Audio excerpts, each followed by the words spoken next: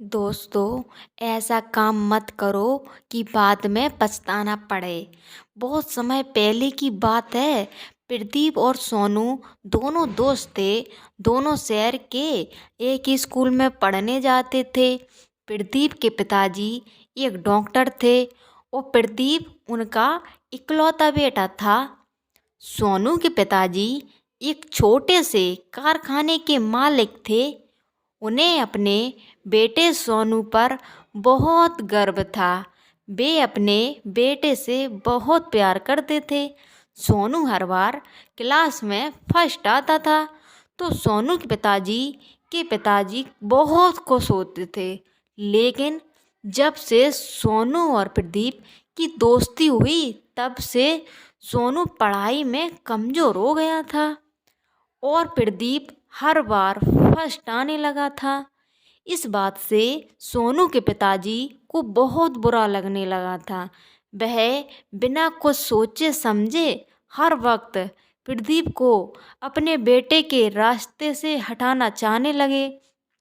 लेकिन सोनू और प्रदीप काफ़ी अच्छे दोस्त बन चुके थे, इसीलिए दोनों एक दूसरे से अलग नहीं रह पाते थे।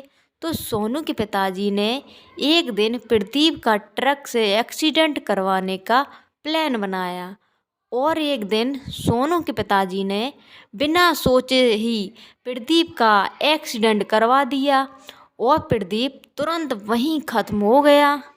ये बात सुनकर इधर सोनू को दिल का दौरा पड़ गया।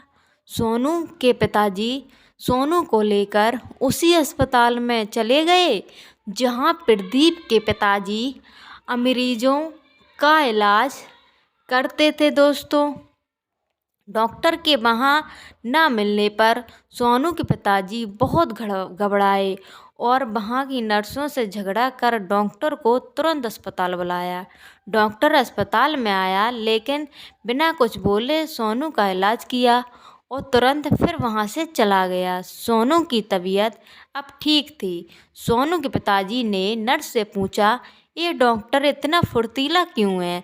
तब नर्स ने कहा, आज सुबह इनके बेटे प्रदीप, जो कि इनका इकलौता बेटा था, जिनका किसी ने एक्सीडेंट करवा दिया, जिसका अंतिम संस्कार कर रहे थे, और तुम्हारे बेटी की खबर सुनकर ये अपने बेटे को छोड़कर तुम्हारे बेटे को बचाने आए और बिना कुछ बोले ही तुम पर उपकार कर गए और अब जाकर अपने बेटे का अंतिम संस्कार करेंगे।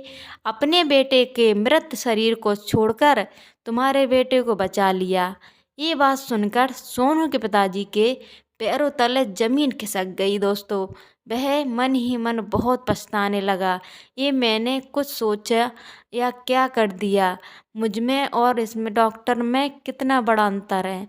दोस्तों, हमें कभी भी बिना सोचे कोई भी निर्णय नहीं लेना चाहिए। इसका अंजाम क्या होगा ये तो आप जान ही चुके होंगे इस कहानी सुनकर। आपको मेरी कहानी कैसी लगी मुझे कमेंट करके ज़रूर बताएं। लाइक कीजिए, सब्सक्राइब कीजिए। धन्यवाद दोस्तों।